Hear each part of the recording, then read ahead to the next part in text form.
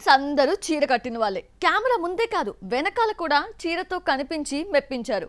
అయితే Alia Bhatt designer wear తో stunning look తో మతులు పోగొడుతోంది. చీర తయారు చేయడానికి ఎంత ఖర్చయింది, ఎన్ని రోజులు పట్టింది, ఎంతమంది కష్టపడ్డారు, ఇవన్నీ హాట్ టాపిక్ గా మారాయి.